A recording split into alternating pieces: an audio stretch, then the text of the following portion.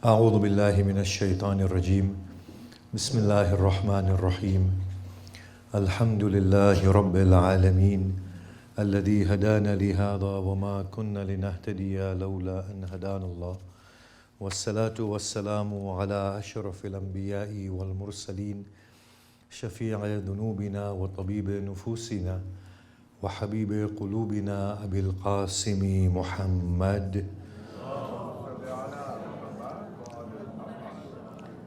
وآله الطيبين الطاهرين المعصومين المظلومين وأصحابه المنتجبين ومن تبعهم بإحسان إلى قيام يوم الدين ولعنة الله على أعدائهم أجمعين. بسم الله الرحمن الرحيم. رب اشرح لي صدري ويسر لي أمري واحلل عقدة من لساني يفقه قولي. أما بعد، السلام عليكم جميعا ورحمة الله وبركاته. أعظم الله أجورنا وأجوركم بمصابنا بأبي عبد الله الحسين عليه الصلاة والسلام. Do you see the amount of notes I have in front of me? In the entirety of my life, I have never prepared this much. This is how much this place demands of me. But in the process of it, I've ended up learning a lot of things myself. When we look at the Quran and the verses of the Quran, we can be forgiven for believing that Islam, in the way we understand Islam, is the only religion, it's the only one that's going to have any favorable effects in the hereafter. And in fact, it is this naive understanding that gives us this notion of being the righteous and the chosen people. That salvation is exclusively for us, that everyone else is wrong. We can be forgiven for thinking that due to our naive understanding and interpretation of certain verses of the Quran. And in addition, there is always something within us that wants to justify for us our position in which we are, and to give us that sense of righteousness, which then tells us that I am right in being within the faith in which I am. We are insecure beings, so we need verses like these to then grant us that security. Look at these verses, and somebody asked yesterday, a dear brother of ours, and we will deal with these verses. We will then go into justifying our own position slowly, gradually, and we'll work into it. The verse, Inna Deen indallah al-Islam, that the Deen with Allah is Islam.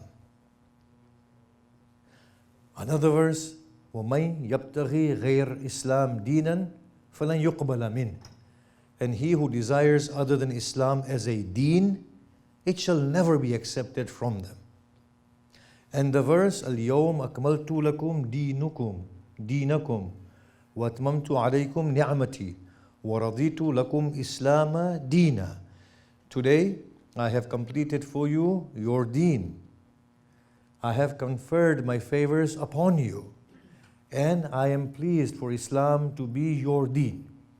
If you look at these three verses, the case is settled. It is only Islam. There is nothing other than Islam, and that is the only path, and that is the only righteous way, and anything other than Islam is not accepted. We want to analyze all these three verses and go through a host of many other verses as well, to bring about a very different position from the Quranic perspective. But I will ask a question before we go into it. Fine, Islam is the only religion by our naive assumptions, and we use these verses to justify our position. Islam is the only one that is salvific and give us salvation in the hereafter. Islam is the only religion that is fully completed. Now you, 2 billion Muslims, which one of your interpretation of Islam is the accurate one? Are you all going to go to paradise? In which case you can be a Sunni and a Shia, Ismaili and a Bawri, Wahhabi and a Salafi. Then why do you fight with each other so much for the claims of your righteousness? Fine, if you want to interpret your Islam in that way, that it is the final religion, It is the only one that is accurate. It is the one that will offer salvation. So I ask you, the 2 billion Muslims, you are at each other's necks, aren't you? That mine is right, yours is wrong. I'm going to paradise, you're going to hell. My Islam's righteousness justifies me violating your sanctity. So which one of you people who are all Muslims, I'm talking to the broader Muslim, obviously not any of you, yes. Don't feel that I'm being rude, yes. I'm doing it for the camera. Salawat. I'm not a celebrity, but I can get used to this, you see. So which one of you is accurate here? Tell me. If all of you are accurate, then in that case, there is plurality. None of you are agreeing to the accuracy of another. If I were to say to a Shia, in that case, you might as well be a Wahhabi or a Salafi. They will be horrified. I will say to the Salafi, you might as well be a Shia. They will say a Mushrik.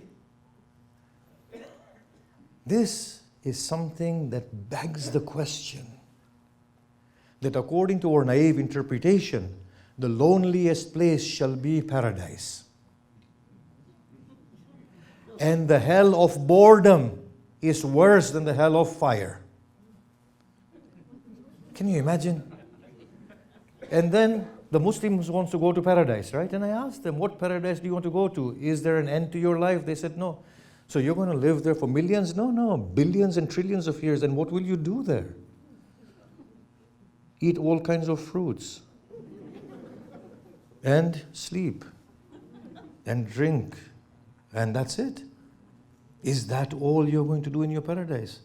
For billions and trillions of years, eat fruit, sleep. Oh no, the Prophet said there's no sleep in paradise. There is no sleep in paradise because sleep is the sister of death. There's no death in paradise and there's no sleep in paradise. So you will never sleep in paradise. You will constantly be awake, constantly eating fruits, constantly drinking water, constantly roaming around. My goodness. If this is not hell, what is? So we asked this question, have we understood these verses accurately? Let us look at these verses again in their fullest context. When the verse came, Inna Deen Indallah al-Islam, and وَمَنْ يَبْتَغِي غَيْرِ إِسْلَامْ دِينًا فَلَنْ يُقْبَلَ مِنْ, they were in Surah Al-Imran. In Surah Al-Imran, this is one of the first surahs being revealed in Medina. The ahkam of Islam are yet being given. They've not been completed.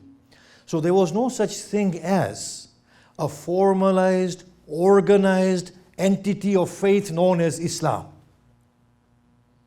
So the word Islam that is being used here did not depict a complete system of religion like Christianity or Judaism. Islam here meant merely conceding and surrendering to the will of Allah subhanahu wa ta'ala. And we will explain this further and more elaborately in just a little while. So in the Deen, Indallah al-Islam, the Deen with Allah, I'm deliberately not translating the word Deen for now. Tomorrow and day after tomorrow we'll get there. The Deen with Allah is Islam, means whatever is being communicated to you, O community of the Messenger, surrender to it. That surrender to the will of God is the Deen to Allah subhanahu wa ta'ala. That whatever God says, surrender to it. That is Deen. Ayatullah Tabatabai himself also states this. Now look at this verse. Look at what comes before this.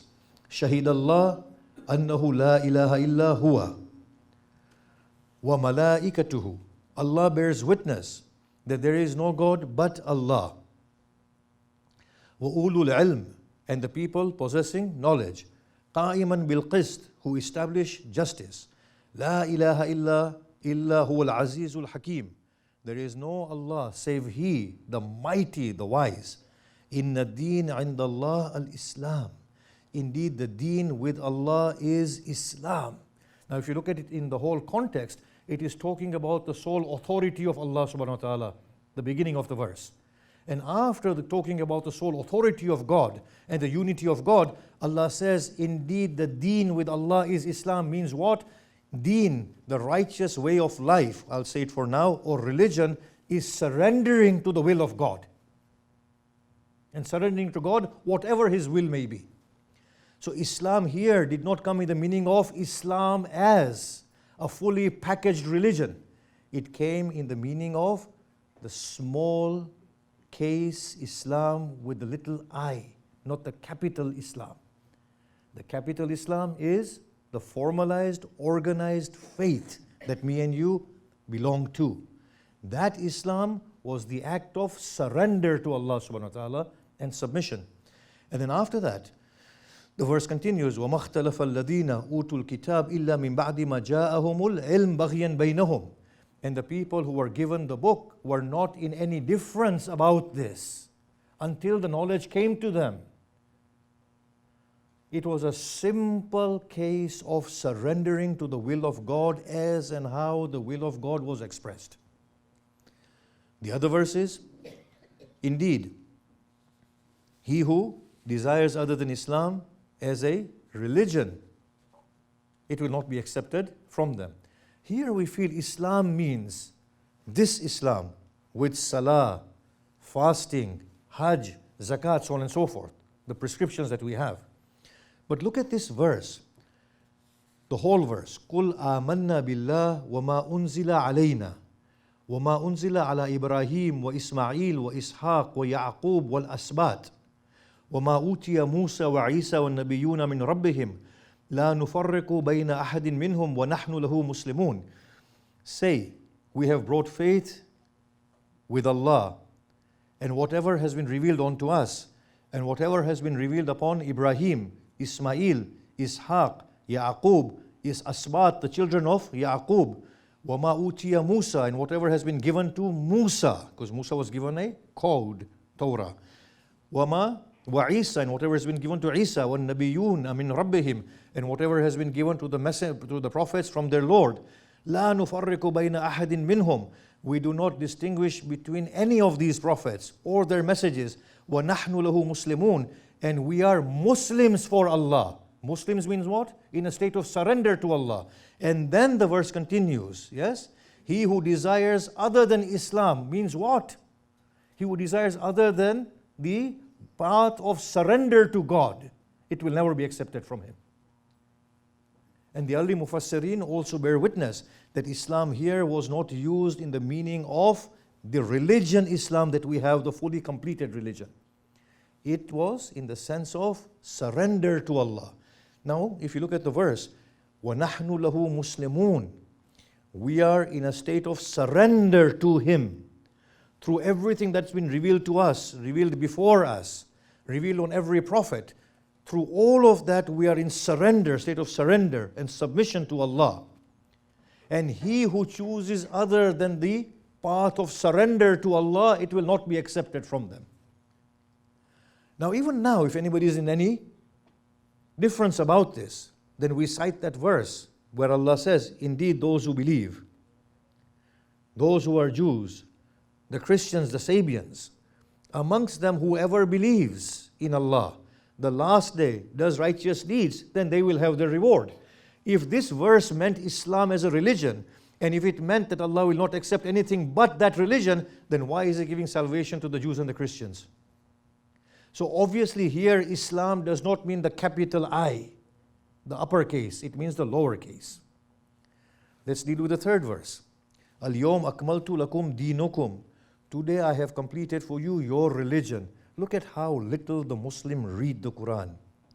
When we read the Quran, we impose meaning upon the Quran.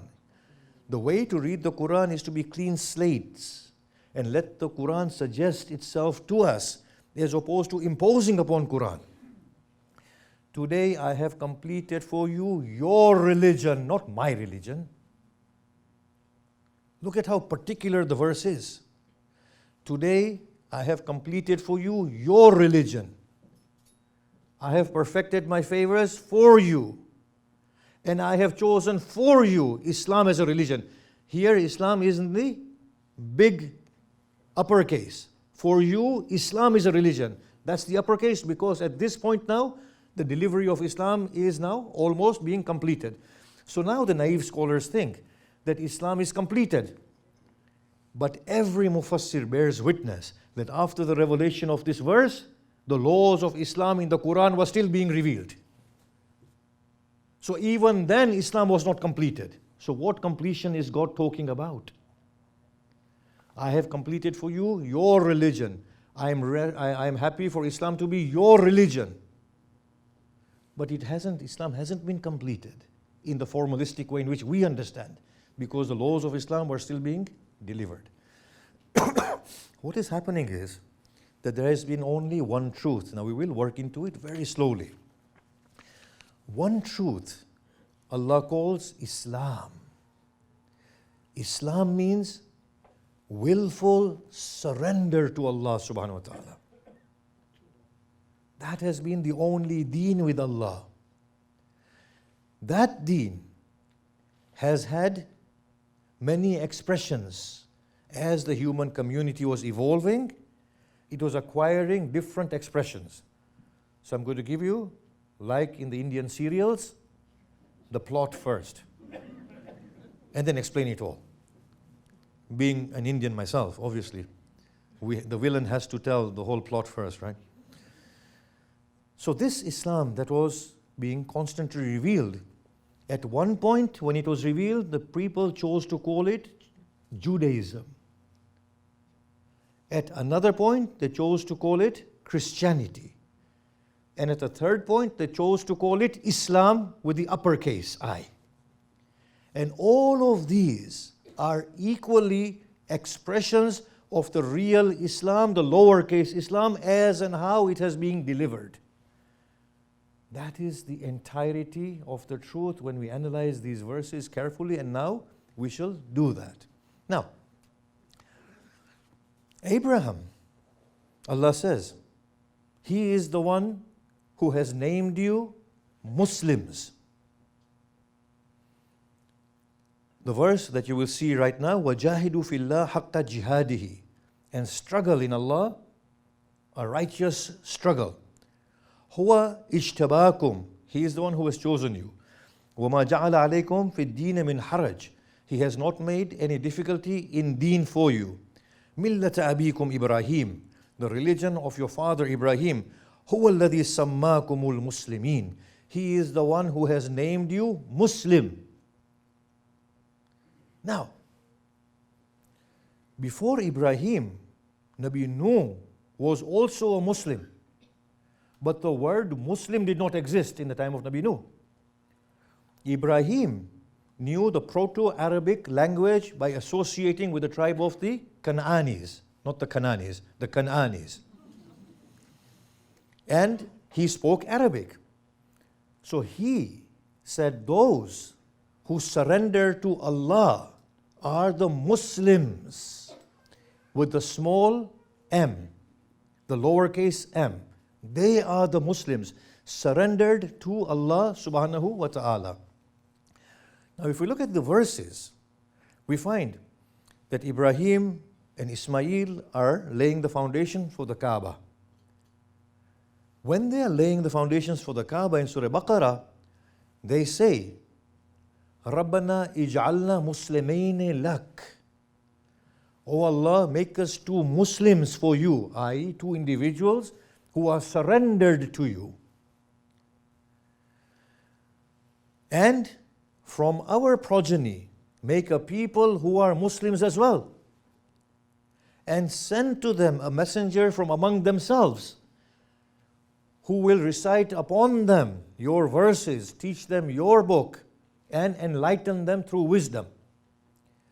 After a few verses, Allah responds, إِذْ قَالَ لَهُ رَبُّهُ أَسْلِمْ, and when his Lord said to him, Aslim, now surrender. Ibrahim says, Aslamtu li Rabbil Alameen, I have surrendered to the Lord of the worlds. So the word Muslim means one who is in surrender to Allah subhanahu wa ta'ala. Its command is in the form of Aslim. Aslim, surrender. And Islam is the root word, to peacefully surrender, to hand over yourself to Allah subhanahu wa ta'ala. If we look at the Quran very, very accurately, we will find two meanings of Islam coming out. One is, Islam means a spiritual orientation towards Allah subhanahu wa ta'ala. That is the essence of Islam. That internally you are oriented towards Allah subhanahu wa ta'ala fully. That is the inner being. And that is what we talked about a few days ago. An intuitive finding of God.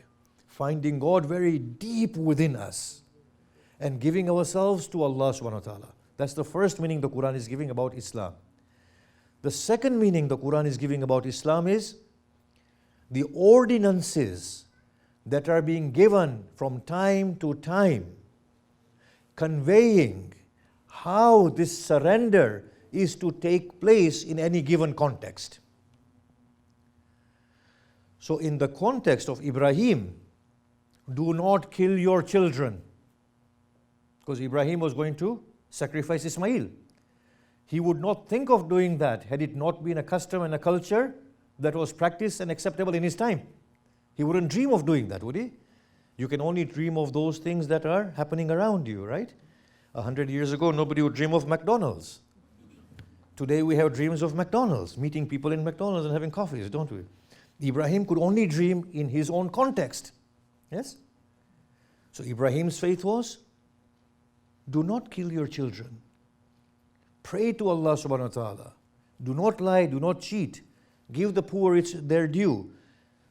So in the time of Ibrahim, due to the limited demands of Ibrahim, the will of God was conveyed to him in a minimalistic fashion. At the time of subsequent prophets, the essence has remained the same. Surrender to God at that deep level of your own being. But how does this surrender take place in a far more complex society? That is the part that changes. So the essence is salient. The form is always being tweaked and changed. One form is being abrogated, another form is being added. So we learn two things. That in essence, Islam is the lowercase Islam.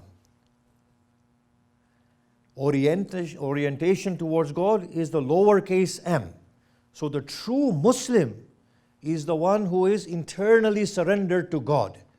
Whether the label calls them Muslim of Muhammad Rasulullah, or Muslim of Jesus, or Muslim of Nabi Musa.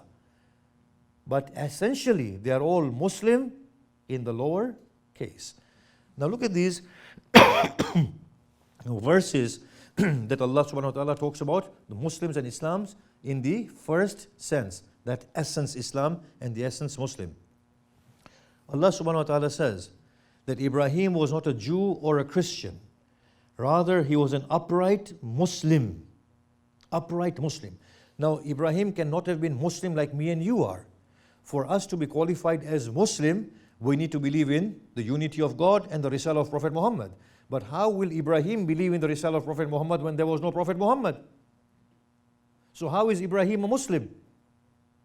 Ibrahim is a Muslim in the sense of giving himself over to the will of God. Internal surrender. And that's how he was Muslim. The lowercase m. Again, or were you witnesses when death came upon Yaqub, when he said to his sons, what shall you worship after me? They said, we shall worship your God and the God of Ibrahim, Ismail, Ishaq, the one God, and we are Muslims unto him. So Yaqub's children are saying we are Muslims.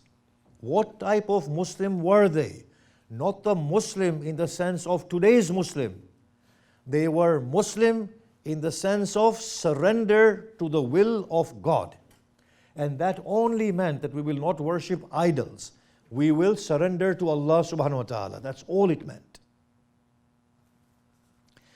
The Queen Sheba, she said, my Lord, I have been oppressive to my soul. I surrender. I do Islam with Sulaiman, the Lord of the worlds. When Sulaiman brought Bilqis into his palace, there was an illusionary effect. She thought that there was a stream flowing beneath her. So she raised the hem of her garment in order for it not to get wet. At that point, Sulaiman told her that these are gems that are creating this illusion of a stream. At that point, she cried out, "My Lord!" That's the deep-seated Lord. My Lord, the one who does not need any acquaintance or does not need any definition. My Lord, I have been oppressive to my soul. I surrender now. I come into the state of Islam with Sulaiman for the Lord of the worlds. Here, her Islam is not our Islam. Her Islam is the essential Islam, the essence-bearing Islam.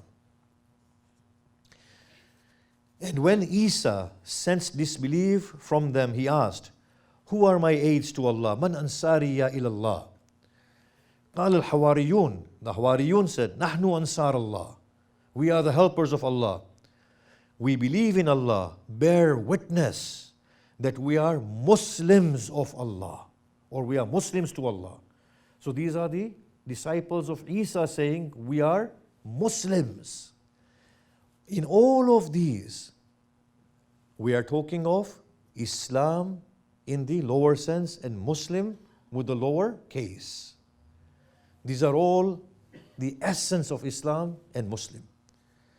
As far as the second meaning is concerned, that the communication of God, which has been given throughout the prophetic trend, has been the same one, conveying the will of God in different circumstances.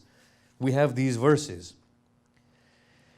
He has set, or shara'a, he has formulated, he has shara'a, done sharia, for you of a deen that he bequeathed to Nuh, that he gave to Nuh. So he's saying to the Prophet Muhammad, I have formulated for you the same deen that I gave to Nabi Nuh. The same deen that I gave to Nabi Nuh, I have fashioned it for you. And what we have revealed to you and what we bequeathed to Ibrahim, Musa and Isa, that establish the religion and do not be divided therein. So it's the same religion being given again and again and again and again in accordance with the demand of the context and the time. And it's always being changed and tweaked in accordance with the need of the people. Then the second verse is, and Ibrahim bequeathed to his sons and Yaqub, O sons, indeed Allah has chosen a religion for you.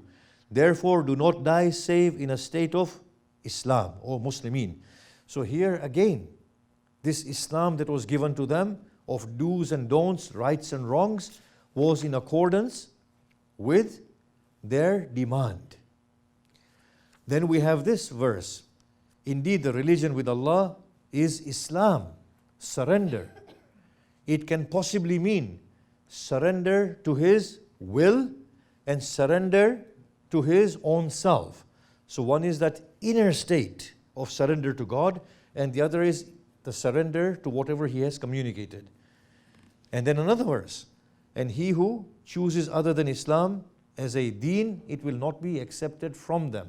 To mean both these things, other than the surrender to God or other than surrender to the will of God, as and how it is conveyed.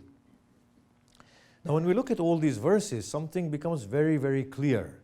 That when Allah is talking about Islam inside the Quran, He is not necessarily talking about Islam that is our religion.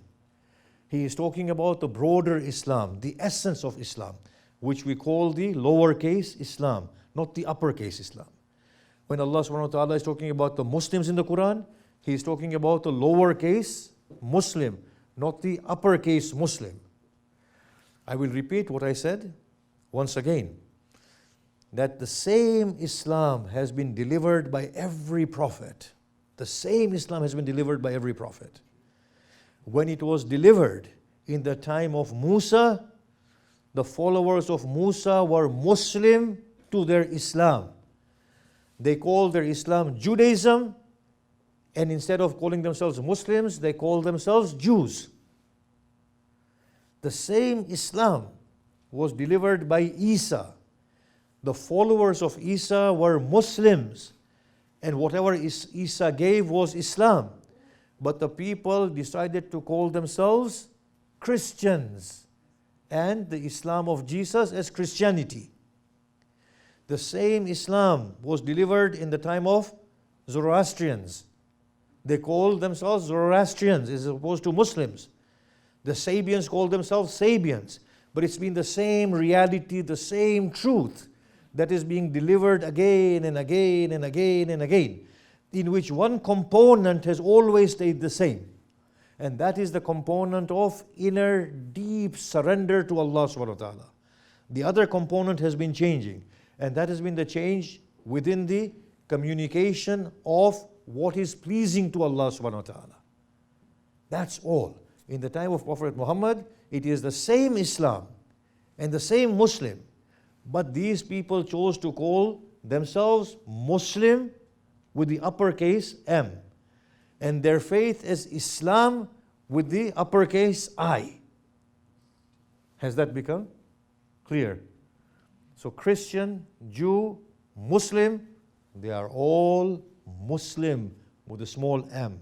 They are all following Islam with the small I.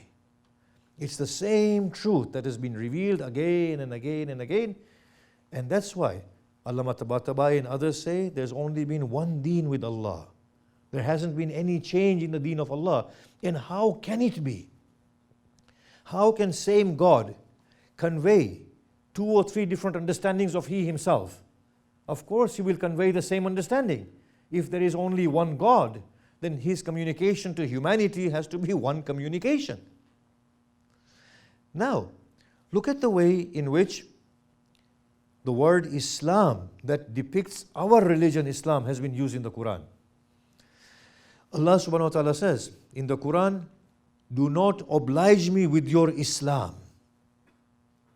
That's with the capital I. Do not oblige me with your Islam, the Prophet is saying to them.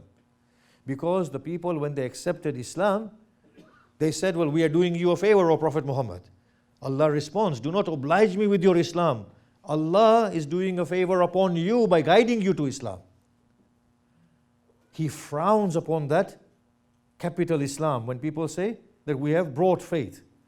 In another place, Allah says, and the Bedouins come and they say, we have brought deep-seated faith in Allah subhanahu wa ta'ala. He says, tell them, rather say you that we have become, or we have embraced Islam, the religion, the capital I.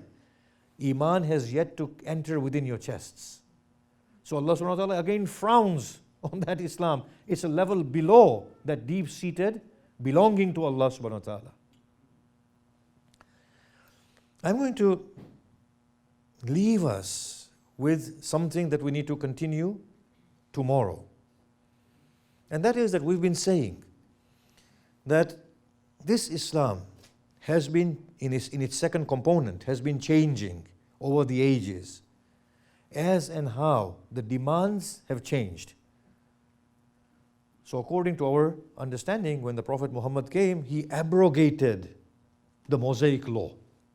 A lot of it was allowed and it continues because the Quran says, we revealed in the Torah or in the previous scriptures that a life for a life, a tooth for a tooth, an eye for an eye, and so on and so forth. That law was still valid in Islam. So a lot of the laws that were given to Moses were valid. But many other laws were abrogated. They were abrogated because the community's demands had moved on. Yes? So here, there is a case to say that as far as the second component of Islam is concerned, conveying the will of God in do's and don'ts, there you can have one expression that is more accurate and another expression that is less accurate. We can have that there, argument, that one is more right, the other one is less right. But the fact that Allah says that the people of the book are upon nothing until they establish Torah and Injil shows that nonetheless there is also righteousness there, even to a lesser degree, but it is still right. Because Allah condones it and ordains it. But at least the Muslims can have some argument to feel good about. That look, at least we are more advanced than you are if that is what they want to do and feel good about themselves. But as far as the first component is concerned, of salvation, of genuinely tending to Allah subhanahu wa ta'ala in essence, that is equally shared by one and all. However, the problem comes at this level now that we are going to talk. Today I have completed for you your deen. Allah is very particular, your deen. The demands of your society are in accordance with that I have completed it. There's a very big difference between addressing an Arabian community and saying to them, your deen, and looking at a global Muslim community and saying to them, their deen. The two deens are a bit different from each other.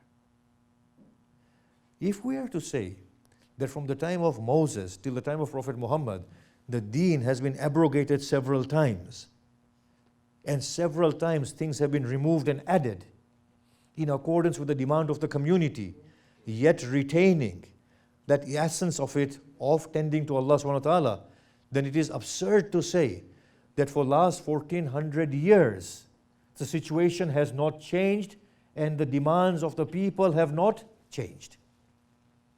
Is that coming through? That since the time of Prophet Muhammad till now, the human community has grown, and it has grown far more than it grew from the time of Prophet Musa till the time of Prophet Muhammad. So if from the time of Prophet Musa till the time of Prophet Muhammad, the deen was growing to the extent that God had to send several messages to reformulate the deen, the form of the deen, retaining the essence, then is it reasonable to say that after the coming of Prophet Muhammad, that humanity has not moved on, that the deen should remain stagnant in its second component?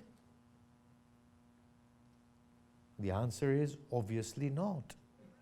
So when people bring this verse, Al-Yawm akmaltu lakum deenukum, that I have completed for you your deen, the naive understanding is that everything of Islam has been given.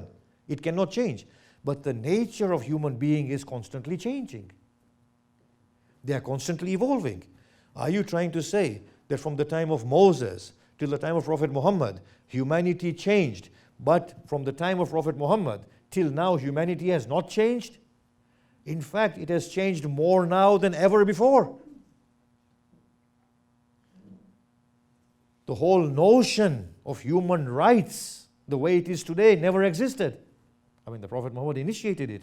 Are you telling me that you're going to take slaves today?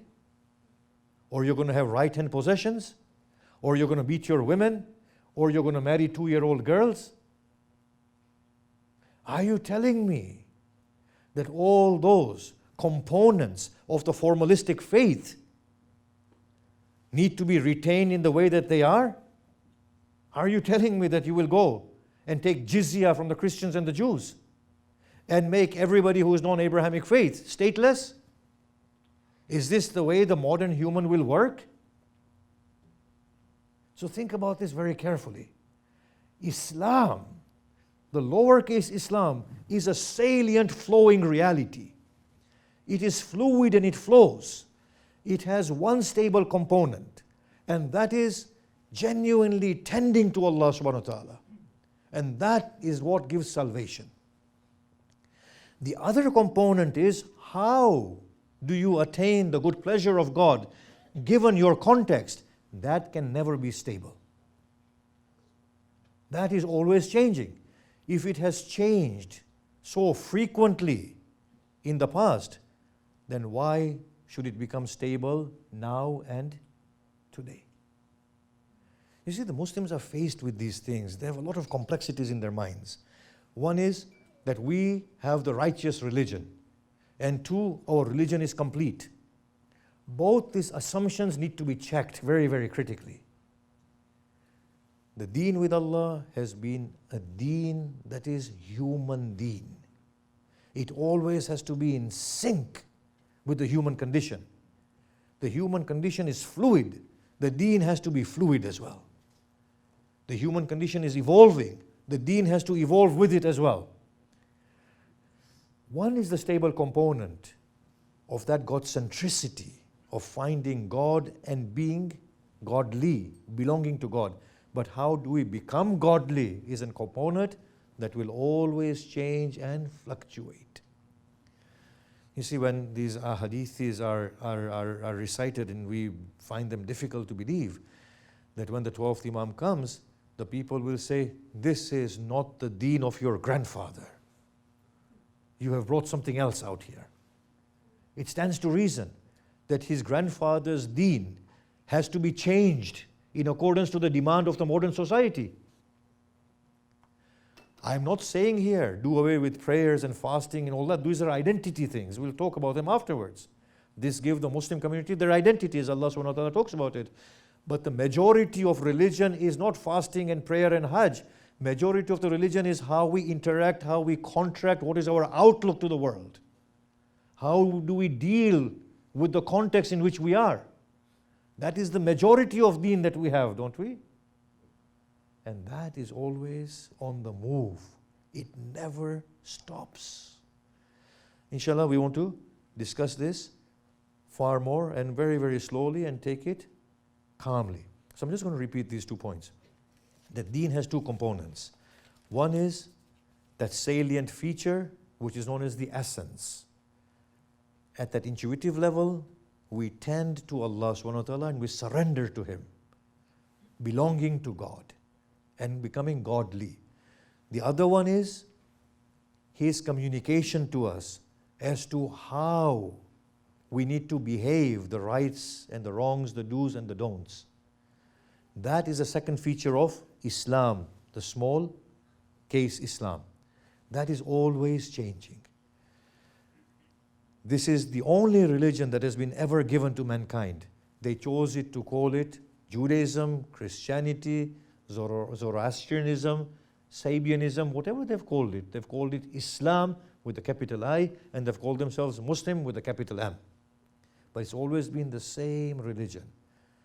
This religion, the component that is fluctuating, has always been fluctuating. Today, people ask me, so now there are no more revelations, so who decides how it changes? The collective human intellect decides. And we will talk more on it when we get there. The interesting story here is that, and I say this in obviously every year, that when Imam Hussain came to Karbala, they obviously took up arms against Imam Hussain. Now, there were people who had memorized Quran. There were people who had seen the Prophet and conversed with the Prophet, so Sahaba. And they actually signed the death warrant of Hussain ibn Ali. Because obviously, Ubaidullah ibn Ziyad required justification. Now, how did they justify it?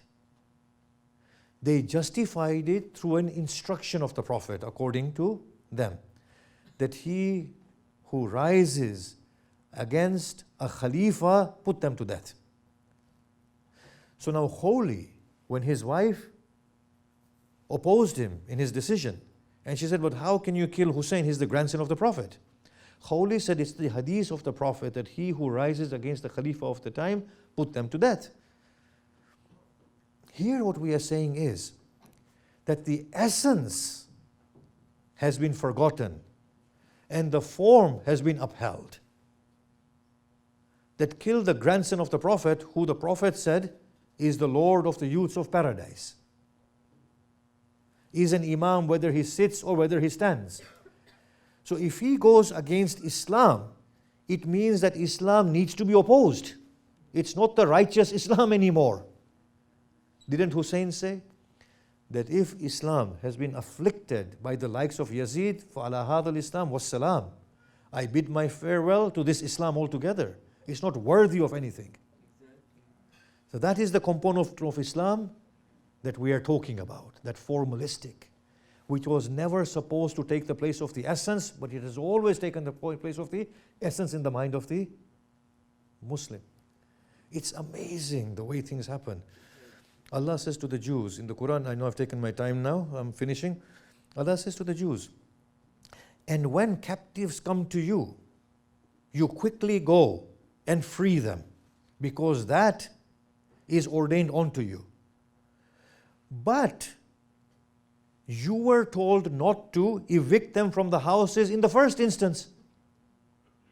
You evicted them from their houses in the first instance, and then now when they became captive, it is a law incumbent upon you to go and free them. Shall you believe in some of the book and reject other parts of the book? This is how things become. The essence is forgotten and the form is adhered to. What is important is the essence. What can change is the form. Hussain ibn Ali Salamullah alayhi is en route to Kufa. He's intercepted by Hur. We will talk about Hur tomorrow. But Hur intercepts him. Then Imam Hussain says, in that case, Hur, let me be, let me return. He said, I have been commanded to not to part company with you until I take you to the Amir, Ubaidullah ibn Ziyad, or I take oath of allegiance for him from you. Because Hur knew a person of the caliber of Hussain, if he gives oath of allegiance, he will not default after that. His dignity and pride is too great. Imam Hussain said, in that case, I will go along this route. Hur said, I cannot part company with you. I will accompany you. There comes a point where the steed of Imam Hussain refuses to move. Hussain spurs his steed. He does not move. He finds this strange. According to certain narrations, Imam Hussain changed several horses. None of them moved. Hussain turned to one of his companions and he said, what is the name of this place? And somebody said, Shattul Furat, the banks of the Euphrates. He said, does it have any other name? And another person said, Taf. He said, and any other name? And another companion said, Nainawa. He said, is there another name? And somebody said, Hussain, this is known as the land of Karb and Bala. Hussain said, I seek refuge with Allah from Karb and Bala, from sorrow and from tribulations. He dismounts his steed, takes his spear, embeds it within the ground, and says, Wallah, ha huna manakhu rikabina. By Allah, this is the place where we will rest. This is the place where our tents will be pitched. This is the place where we shall be killed. He said there has been no prophet or a wasi of the prophet, but that whenever he has passed this place, he has encountered a lot of difficulties. Somebody came to him and he said, Oh Hussain, what is this that you say? He said, indeed, I say the truth. I passed here with my father, coming back from Siffin. He rested here. He woke up tearfully and he said, Oh Hussain, I see you drowning in a pool of blood in this place. You were calling out for help and nobody was coming for your assistance. I fear this is the place where you will be killed by those people who claim themselves to be Muslims. The battle began. Hussain began to lose his people and his companions. But he had a very faithful companion, Muslim ibn Awsaja. When Muslim fell from his steed, he called out, O Hussain, I bid you my farewell. Hussain with Habib runs to Muslim ibn Awsaja. Hussain takes Muslim's head into his lap. As he bids him farewell, Habib said, Oh Muslim, even though I know I am to join you very soon, is there any last request that you may have for me? Muslim raised his trembling hand and pointed towards Hussain. And he said, Ya Habib, alayka bihadha shakhs ma dumta hayya. O Habib, guard this man with your life for as long as you have breaths inside your body. ألا لعنة الله على القوم الظالمين وسيعلم الذين ظلموا أي منقلب ينقلبون Rahmallah man qara al-Fatiha. Alaikum Shaykh Arif. Thank you for elaborating so many areas. I'll keep my question brief. When you point out about the form and essence, right, it helps me understand that the way in which we reach God can change, and there is a relativism, a relativistic approach rather than a static approach, and that's understandable. Can you help me understand why is it that some traditions or some Abrahamic faiths, for example, Judaism or Islam, are more or have a heavier dose of jurisprudence within it, okay, compared to, say, Christianity or Hinduism or other cultures? I mean, I'm just asking very general, because what seems to arise here is that the more jurisprudence inherent in a particular faith tradition, the greater likelihood of hair-splitting differences and that frustration. Maybe I'm thinking.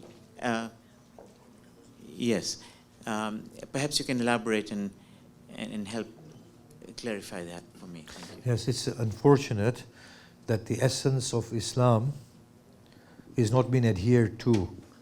The essence of Islam is theology, how to become God-centered, how to become godly. It's about salvation, how to fully realize your own human, godly potential. It's about morality. But the last component is how this morality is formulated, and that is jurisprudence. So what has happened is that we have a method and a lot of insecurity. The method is that, well, how do I know what is pleasing to God beyond what God says Himself? How do I know what is the righteous course beyond what God instructs?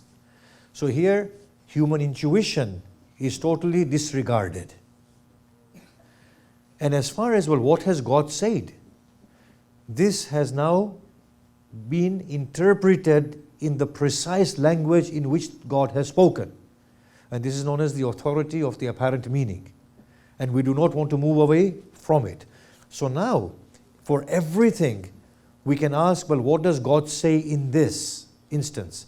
And then we go and we interpret the verses of the Quran, or we bring out general principles and try and interpret that.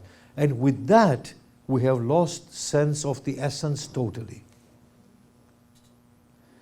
To the extent that at times the jurisprudence takes us away from intuitively what we feel is righteousness, like doing 3 Eids. It's nonsensical, yes? But in accordance with the interpretation of the texts from the Prophet and the Imams, we end up with a jurisprudential position that is inconsistent with the intuition and essence of social Islam having one day. And in every household we have multiple Eids. Or jurisprudence says you give khums, yes? 50% to Sadat, who are 10 odd million, and 50% to non-Sadat, who are 190 million. And in that portion of 190 million, you beg from the mujtahid. And then from that, you made roads, schools, hospitals for the utility and benefit of all. This is where jurisprudence takes us. What they fail to understand is that those instructions were delivered in a particular context. And the essence was to regulate the community properly. So that essence has gone, and those interpretations have remained. When the people used to go to the Prophet and they would say, Ya Rasulullah, I did this and I did at Hajj, the Prophet said, Khudu manasikukum anni. Take your manasik of Hajj from me.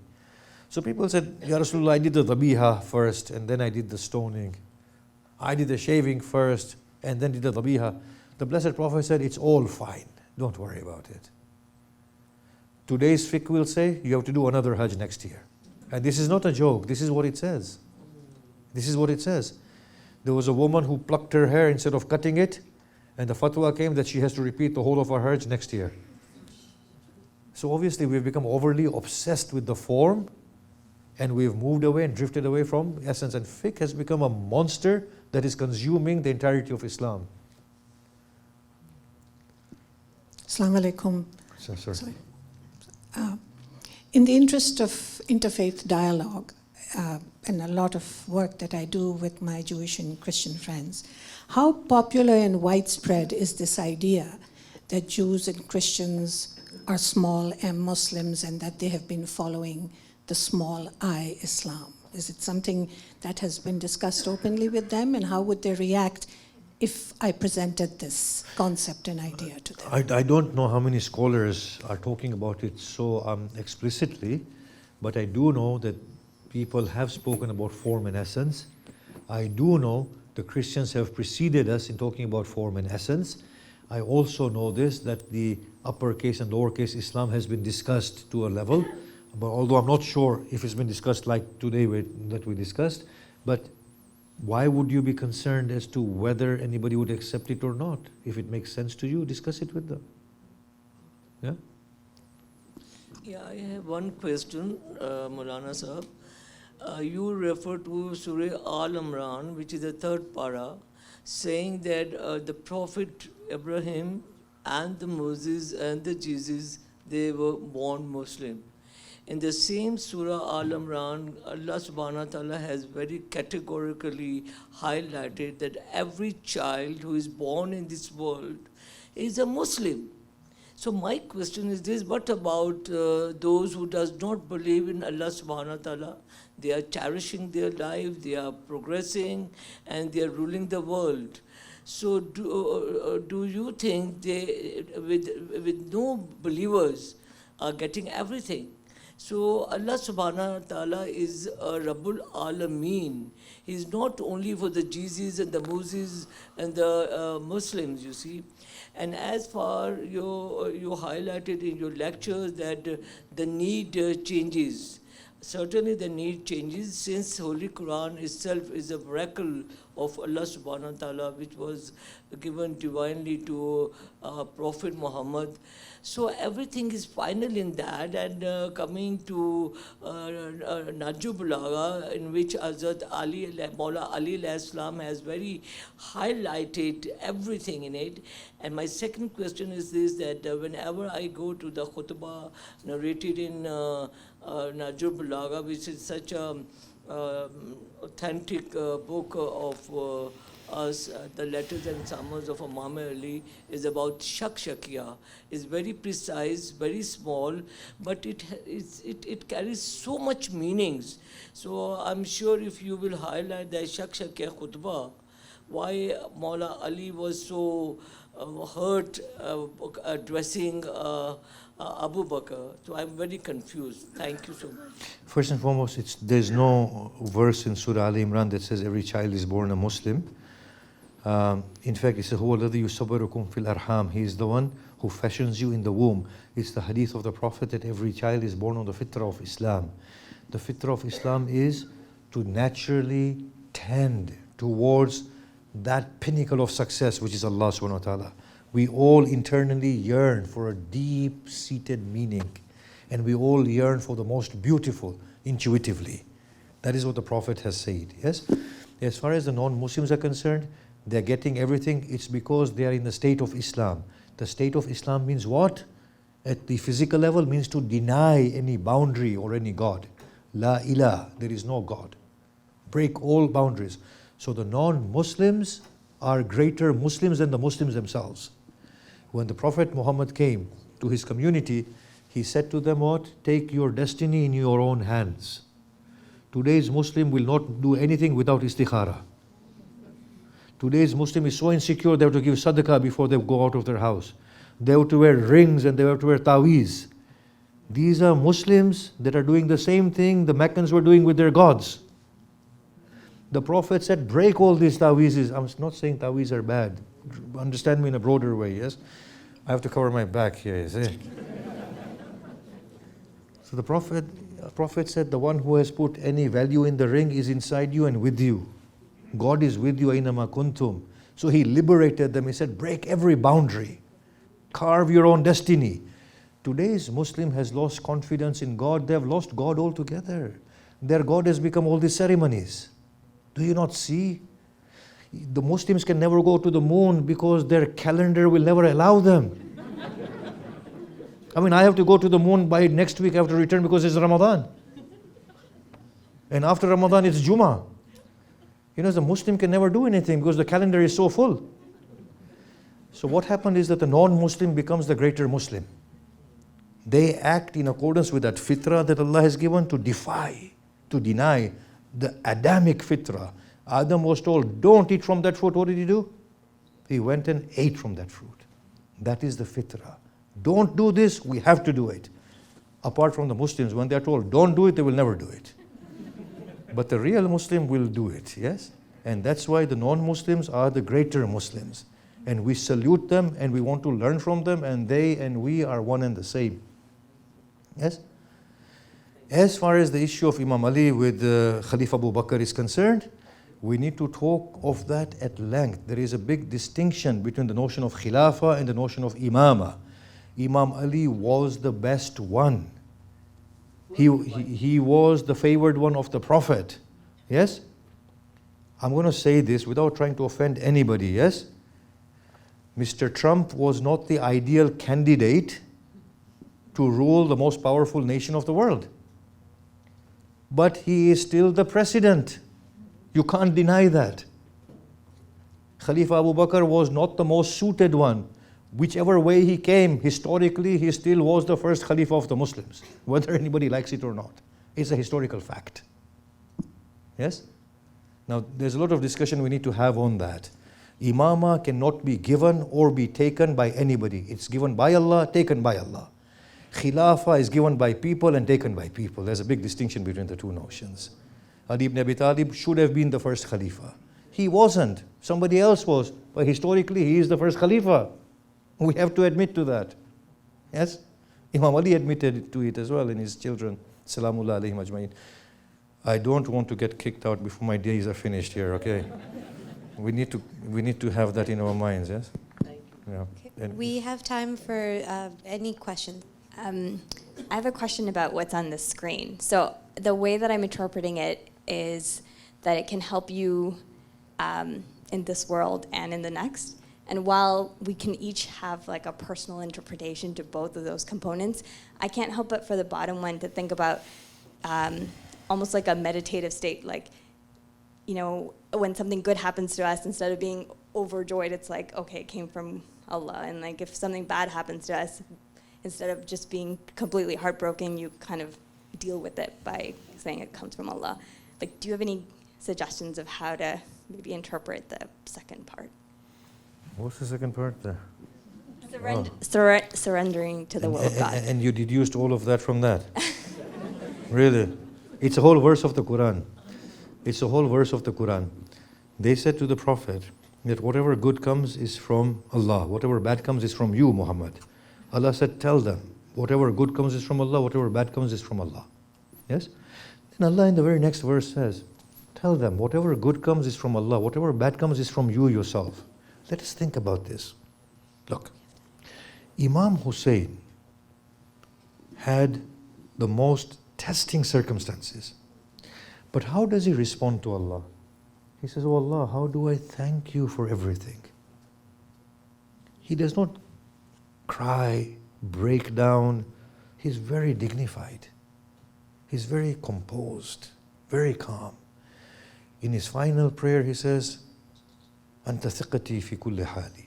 You are the one I trust in every affair. Wala ma'buda siwak. There's none worthy of worship other than you. He says, Ya qaribu, ya mujib. Oh, the one who is so near, oh, the one who responds. He's so beautifully moving towards Allah.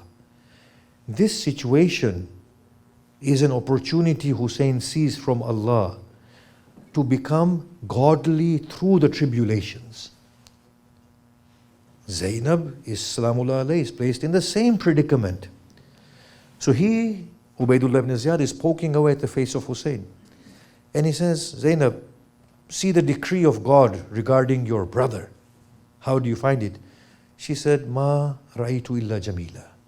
I have not seen anything but the beauty of God prevail.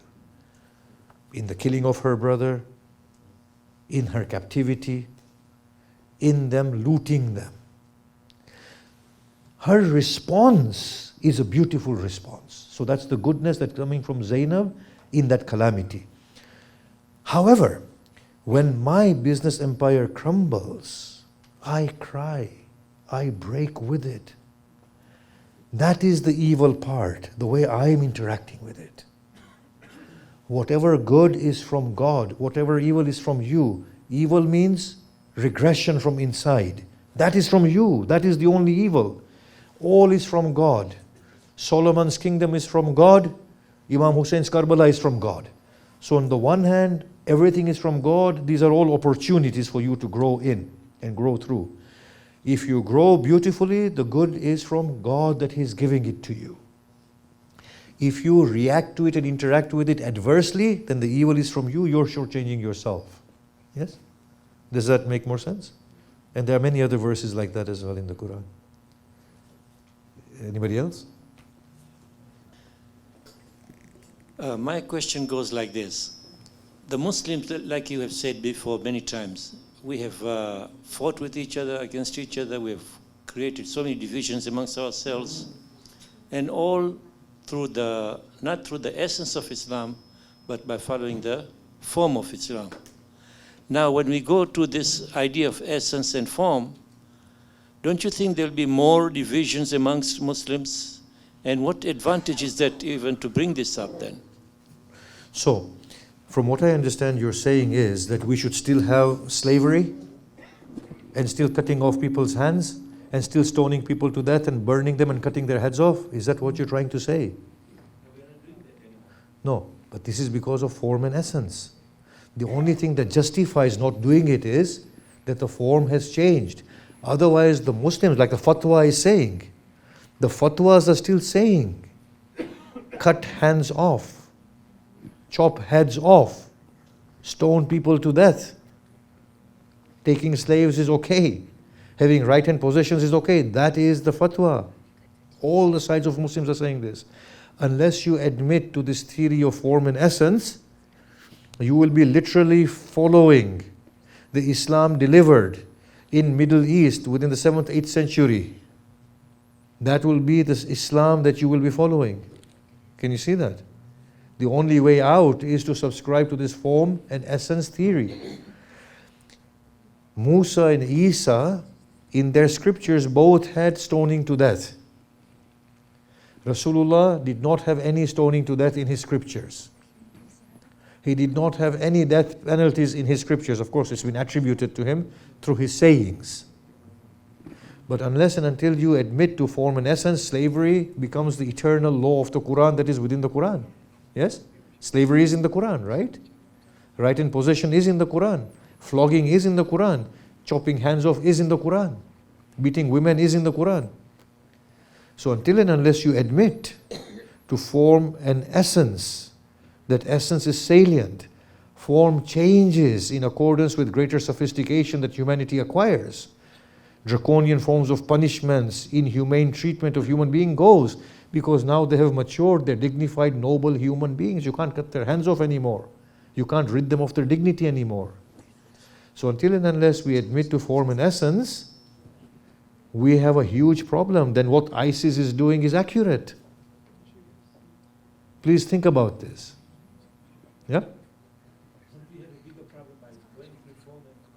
Of course not. We also have to learn to understand, and I'm going to explain this afterwards, that every different region will have its own formulation of the same essence as we go into these talks. Yes? The age of consent in different countries is different, isn't it? Because people mature at different rates. The system of rights, liberties, responsibilities is different from region to region. It's natural because they're living in different localities. They have different lifestyles. They mature differently physically and psychologically. So they have different rights. They have different responsibilities. It's a very natural thing. Of course, there'll be a lot of differences, and we have to learn to understand that plurality is the hallmark of existence. Yeah? We will have common features which constitute our ummah identity. We have specific features that constitute our cultural identities. We have the human identity through the United Nations, let us say. That is a very broad universal identity. Within that, we have our religious identities, which are a bit smaller. This is how humanity is. And we need to discuss this a bit further, and much more actually. But please think about that. Had it not been for the theory of form and essence, we'll be stuck in the 7th century Arabia. Yeah, thank you. All right. That's all the time we have for questions today. If you haven't had your question answered, you can see one of us and we can help you, or we're welcome to pose your question tomorrow. You can write it down for us as well. If we can please stand for Ziyarat, led by